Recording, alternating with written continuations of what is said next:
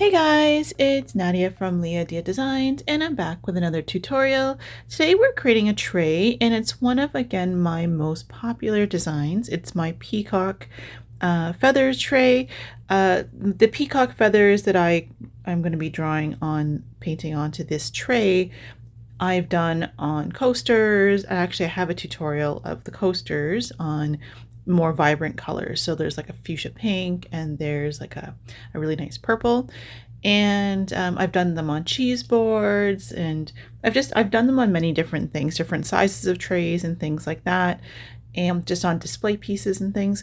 So, and I have a lot of people who are still asking for tutorials on how to do the tray. So like I said, if you want to just see just how the painting's done, I'm going to go over it in this video as well, but I do have previous videos on coasters. So if you want to see them done on coasters, there is a video and I'll link that as well. So the first thing that I did here, and I'm going to overlay the pouring video over my voice right now, just so you guys can kind of see how that worked.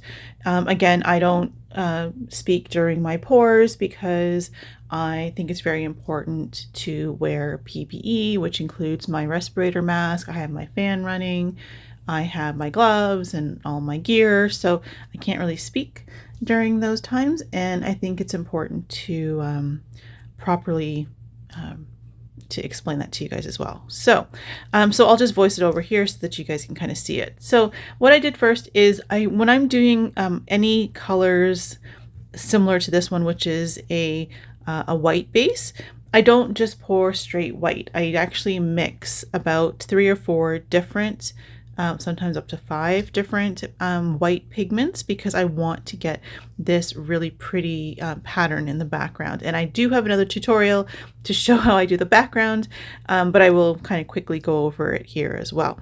So what I do is I pour a white base, just white pigment. So this one was probably a mix of white pigment paste with a little bit of mica in it.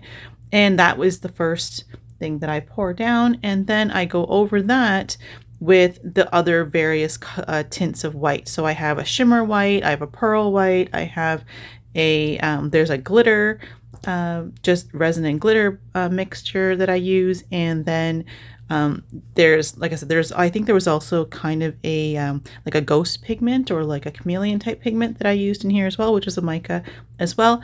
And as you'll see, I just literally just kind of lay them down in lines, pour them in lines over the tray. And so with my particular resin, which is what I'm using now, is Counterculture's DIY. This is their Artist Thin Resin. If I warm the resin part before mixing, it only gives me about 20 minutes to kind of get everything done. So I need, before it starts to kind of thicken and starts to cure to a point where you can't really work with it anymore, it's kind of needs to be just left alone at that point. So I have 20 minutes to basically pour this and then pour all the lines in. And then what I'll do is by the time I'm done that, it's about time for me to add in the actual details here of the background lines. And I'll just take my popsicle stick and I'll just kind of create S patterns through the resin. And that, like I said, at that point, the resin is thicker, so it's not going to move or it's not going to kind of blend as much because it's already started to thicken. So that's what I do here is I just quickly do that. And then once that's done, give it a quick torch. And again, if you're going to torch, keep it away from your edges of your mold because you don't want to fuse your mold to your resin. So, you know, I know some people just spray alcohol over it. So that's an option too, if that's what you do. I don't do that. I use my torch, but I'm really careful about trying not to get to the edges of the mold. And then just kind of quickly get out majority of the bubbles. And then I just let that cure. So again, if you want to see a more detailed, longer version of a tutorial of that process, I will link it here and at the end of the video as well, so that you can kind of maybe go through that in kind of a more, you know, at a slower pace, or at least kind of probably more thoroughly explained. So anyway, so let's, so now that I've done all that in my tray, like I said, it's still, because I poured such a thin layer, this tray, I I think it's about 8.5 by 14 inches height and width. And I pour thin layers. So the total amount of resin that's probably in here right now, you can see probably on the edges that it's not very full at all. It's only about 8 ounces that has been poured. Maybe not quite that amount, but it's about that amount that's been poured total in here. So it's quite thin, and that's why it's still kind of bendy, because it's been about 12 hours since I poured this. But the thinner resin is, the longer it's going to take to fully harden and cure. When it's thicker, it'll harden faster. So I know that, and I'm okay to now just go ahead and, it's hardened enough, as you can see. I can tap on it, that I can go in and paint on it. So that's what I'm going to do now. This I'm going to be drawing freehand, but I do like to just kind of give myself a general idea of where I want my designs to be. And I just use literally a Crayola marker. It's any washable marker is fine. This particular one is a fabric marker, and it's just something my kids had, and I just literally just picked it up and draw with it. Any washable marker is perfectly fine for this. So what I did here for the design, as you can see, I have areas for the 2 peacock feathers that I'm going to be painting. And then I'm going to be adding in some glitter and kind of like some small stones or something along these corners here, just to kind of have a bit of a geode effect. And so I just kind of quickly added in a line there for that. The one thing that I did want to show you before I go on to painting is just to say that I do normally double check where my geode is landing compared to where the handle is going to go, because I do add in my handles after everything is poured and the top coat is poured and everything is cured. I don't stick my handles into the resin. I don't really think that is the most ideal idea. So especially for handles like this, where it's literally just straight, there's nothing really for the resin to hold on to here. It just worries me that at some point the handle is someone's going to try to pick up the tray and the handles are going to pop out. So I don't do that. So what I do is I get everything poured, and then once everything is poured and cured, then I'll literally just drill holes into my tray and, use screws to attach the handles on the bottom. So, okay, so that was a lot of talking for this. So I'm going to go ahead and get everything prepared for the drawing bit, and I'll be back. Okay, so I'm back, and now I have all my materials ready, or at least here at my table, so I can start working on it. So of course I'm going to start out making my outlines with my Serenade Relief Pebeo outliner. Again, if you can't find this particular product, I do have another video.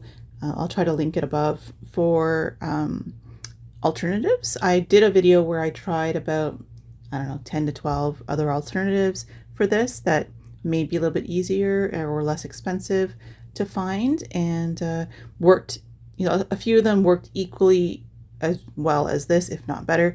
So if you can't find this particular product, maybe check out that video and see if there's something there that can help you out.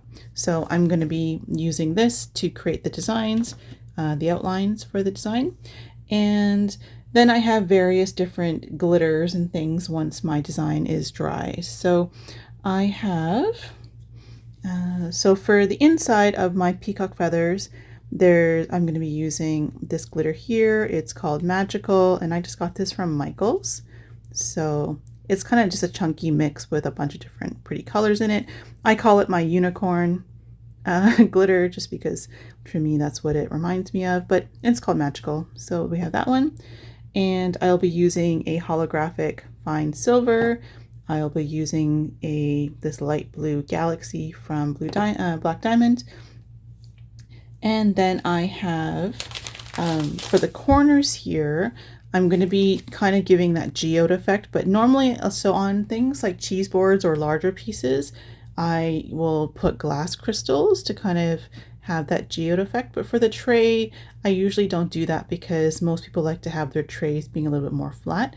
And for that, for the corners, I use this glitter here, and this is from Lrisy, and the name is This one's called Diamond Ice Blue Glitter.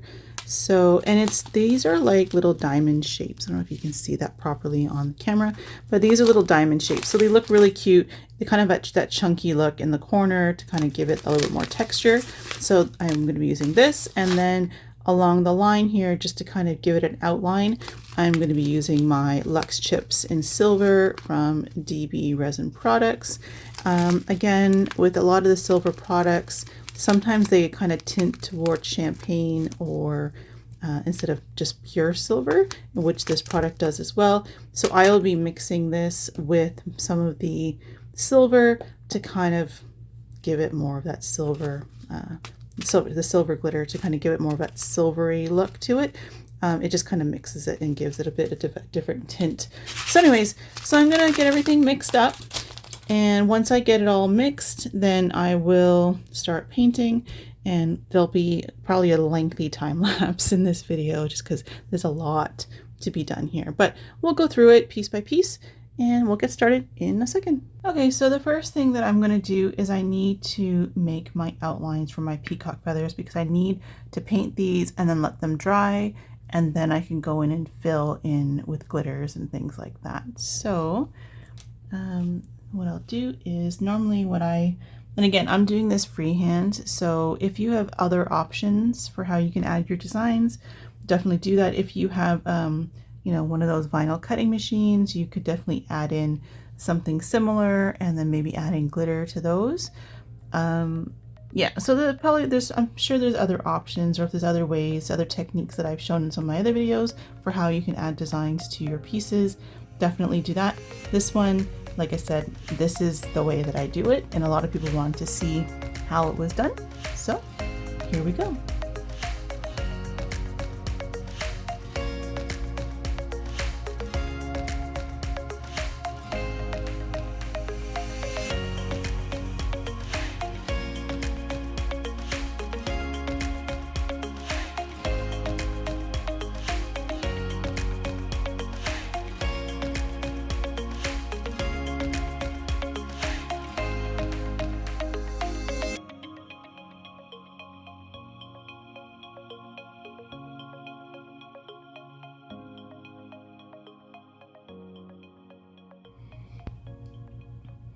Okay, so I was actually planning to talk through that that painting, but I just kind of got into a zone and I totally forgot that I was recording. So sorry. So anyway, so that's the basic design of my peacock feather for kind of the inner part. And then what I do after that is I now add in the stem here.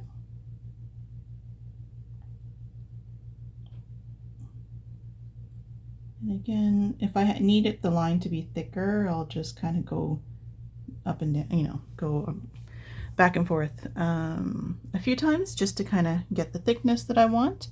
So once I have this part done, then the next thing I'll do is I need to do the same thing with this one.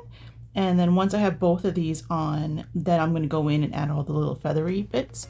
So I'm going to go into another quick time lapse and do the second one, and then we'll be back.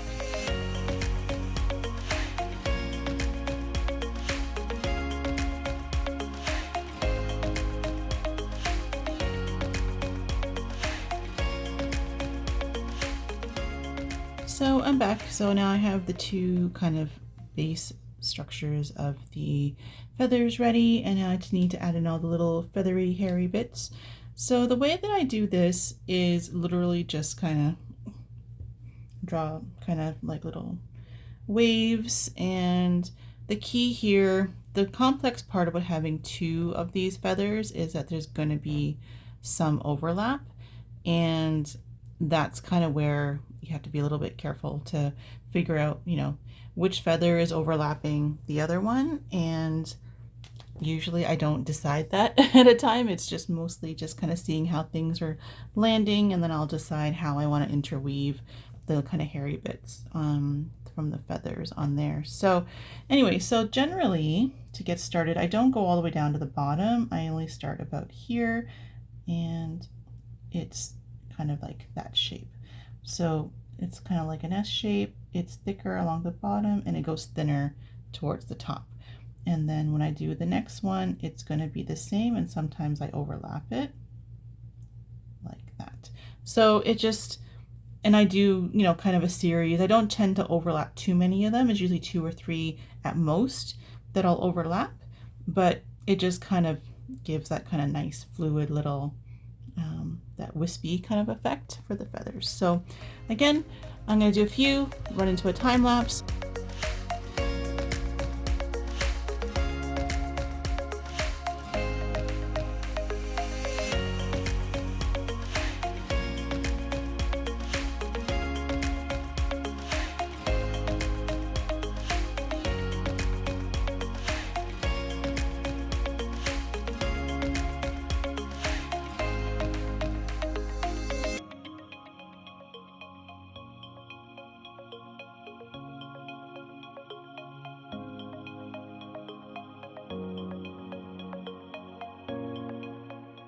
Okay, so we have the feathers completely painted, and like I said before, it's going to take a couple hours for all that paint to kind of dry enough that we can go in and add our glitters and things.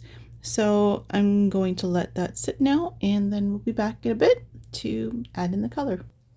Okay, so I'm back. It's been maybe an hour, so we're not fully dry here, but I wanted to start getting the corners on. So what I've done is I've already mixed up my glitter mix here. So I mixed my Lrisy glitter, my little diamond glitters, with my gloss varnish. This is the DuraClear, my absolute favorite gloss varnish.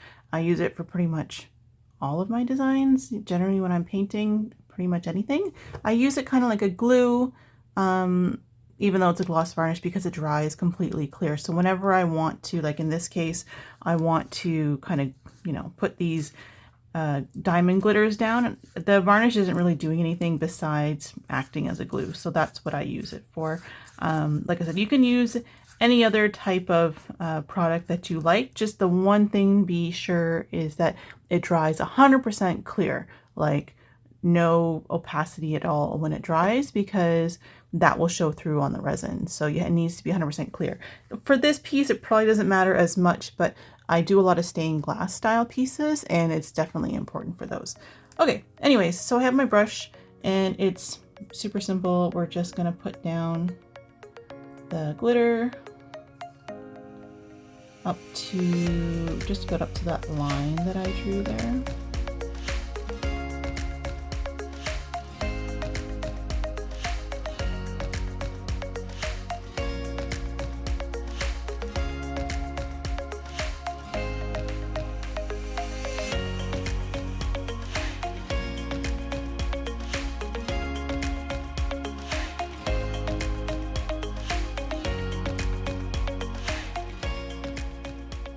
Okay, I'm back. So we have our edges done now, and we're going to go ahead and add in the color into the peacock feathers. So for the inside, the largest part here, we're going to be using that magical glitter. It's a chunky mix, and you can see there's all different colors in here, and it just ends up looking really cute when it's all dry.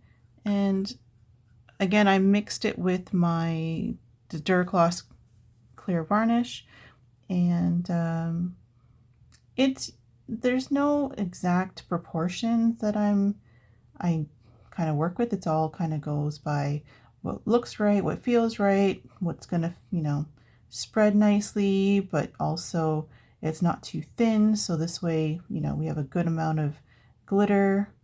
As you can see, like I try to cover the entire area in glitter, so it needs to be a balance. So I generally say about 50-50, 50% of the varnish, 50% of the glitter, and see what that mixture looks like for you. And then if you feel like, okay, well, I need to add a bit more glitter, or if it's too dry and you think you want to add more of the varnish, then do that. Like you just kind of have to see what's gonna work right, because it's going to be different for each kind of glitter, and you know, depending what you're using, so it is going to vary. So a lot of the times we have to just kind of play it by ear and see what's going to work best. If you find that it's, you're, painting it, you're putting down your glitter and it's just looking too thin, then add more glitter. Like it's, a lot of this stuff is experimentation and just seeing, what works with the products that you're working with, especially when it comes to things like resin. There's so many variables, the actual resin pouring part, there's so many variables. So you definitely need to do a little bit of trial and error to see what's working and what's not working and, make adjustments accordingly. So anyway, I'm going to finish this up. I'll do this one as well, and I'll be back.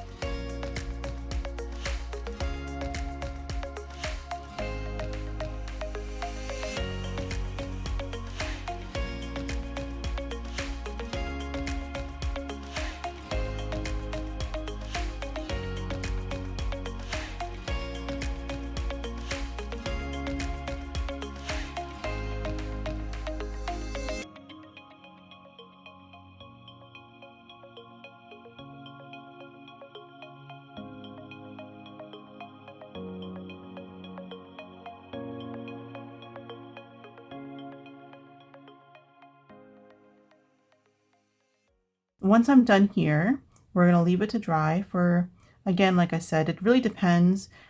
Areas like this where there's a lot of glitter and a lot of varnish, it's going to need probably about 4 to 6 hours. Thinner areas where there's not as much, where it's thinner, they'll probably dry within a couple. So I'm going to leave this, overnight, just to kind of really give it enough time to fully dry. And we want it to be fully dry because if it's not fully dry, there's a chance that with trapping moisture under the resin, you're going to get some cloudiness, some fog, some cloudiness underneath the resin, and that's just not going to look nice for your design. So we want to make sure it's 100% fully dry. So anyways, I'm done here. So we're going to leave this to dry now, and I'll see you in the morning.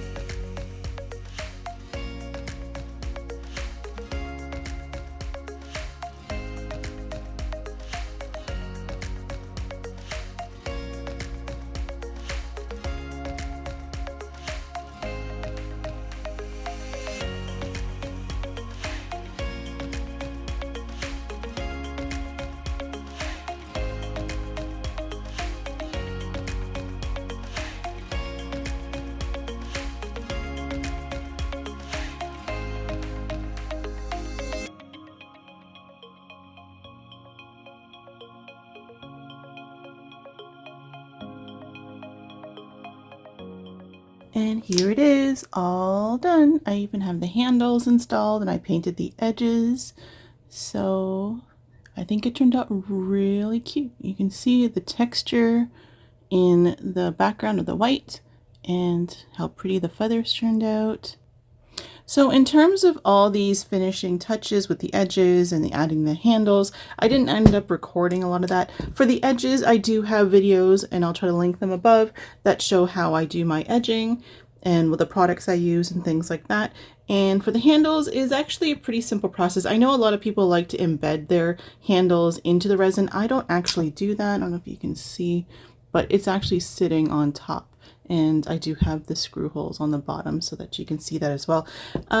So what I just basically do, this is not the right size one, but I make myself a template that is the size of the mold, and then I measure out where the holes, because I only use these, I think are 3.5-inch handles or something like that. So I only use a certain size of handle. It actually goes by the center of the attachment holes, like where the screws are. So these are 3-inch. So all the handles I buy are 3-inch. This way I can interchange them. So like, for example, I have this style as well.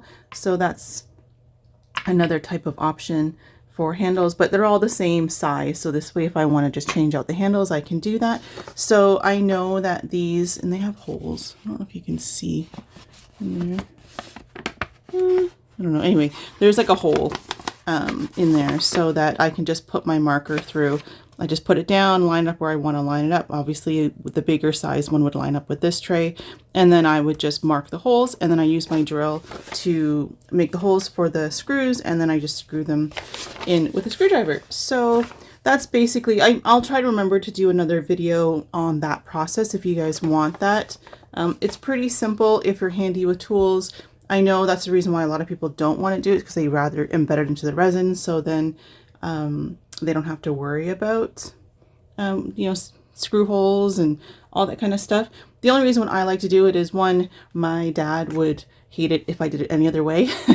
He's a very technical person. And two, is just because I think it looks more professional. And like I said, if you want to switch out the handles or if something happens at some point, then you have those options. It's just, for me personally, it's just more of a professional kind of finish. But again, I don't judge anyone who chooses to do it any other way that works for them. So the only thing I would suggest though is for those who do want to embed handles into their resin, I've seen a lot of them use handles like this where they're just sticking these handles straight into the resin, and really there's nothing here for the resin to grip on. Like there's, you know, literally it's they stick it through and there's no grip. Like this is stainless steel. It has nothing on it for the resin to hold on to. It might work for the short term, but over time, as your resin, because it will, like any other material, it contracts and expands, you know, as weather and temperature and things change. So you may find over time that these might fall out,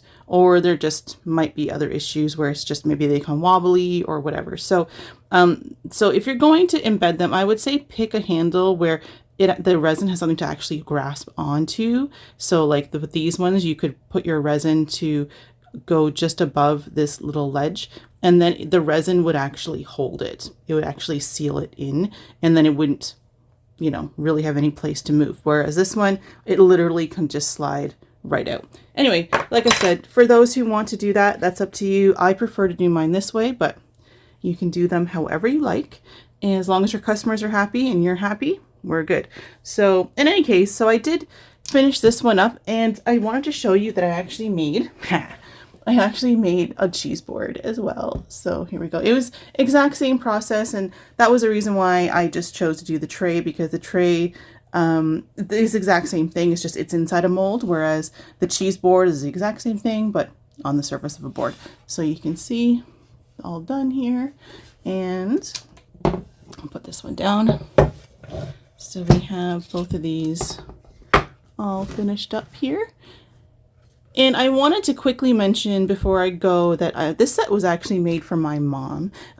She requested it and placed an order for this set, and I wanted to get it done for her actually in time for Christmas, but I'm a couple days late, so I'm sorry for that. But she, you know, my parents are an incredible support for me in terms of just supporting my art career, not just now, but I don't know if many of you know, but I'm a graphic designer by profession, and that's because my parents have always encouraged my art, even when I was really, really little. And, you know, graphic design and careers in commercial art weren't really a popular thing. So they, and even I had teachers at high school that didn't actually even know or support the idea of graphic design. So it was something that they really encouraged me to continue and always follow, you know, my heart in terms of, you know, my artistic skills and abilities and the things that I wanted to do with my life. And like I said, I've spent a lot of years doing graphic design. I have my own business with that, and it's in front of the computer all the time. So I kind of missed doing hand paint and stuff. So that's why I, excuse me, I started hand painting again a few years ago. And again, my parents have just been an incredible support. My mom watches all my videos, so hi mom. And my mom, she always messaged whenever I talked to her on the phone. She's always like, oh, I saw your video and it looks, you know, the last piece you did was really nice. It's really nice to have that support, and to, like I said, they don't ask for items often. And so I was able to make this custom piece for her, and I'm really, really happy about that. So, and my dad's the same. Like, again, big supporter of my art and has always, and he's actually the one who actually also, like I said earlier in the video, that he's, you know, very technical. He's more of a perfectionist. So my perfectionism in my art comes from him. So anyways, I just wanted to thank them, you know, on camera. Hi, Mom and Dad. I wanted to thank them just for all their support and for all of you as well. I hope 2022 is a better year for all of us. And I have a lot of things planned, and I hope that I'm able to share a lot of the ideas and things that I want to do in 2022 with all of you. So thank you again so much. I'm going to get going. I'm going to take a few pictures and videos of this beautiful set before I take them over to my mom's. And yeah, so if you guys like this video and you enjoyed the tutorial and it's something that you want to try, don't forget to use my new hashtag, LiaDia Inspired Me, as well as tag me if you're on Instagram or TikTok even. And like I said, if you like this video, let me know which out of these two, I know it's the same style, same design, but do you prefer the tray or do you prefer the cheese board? And you know, just let me know anything else you want to know in the comments about, you know, this tutorial. So thank you so much, everyone. Don't forget to subscribe if you haven't already. It really helps out the channel. And to share if you can. Thanks so much. Take care. Have a wonderful 2022. Bye.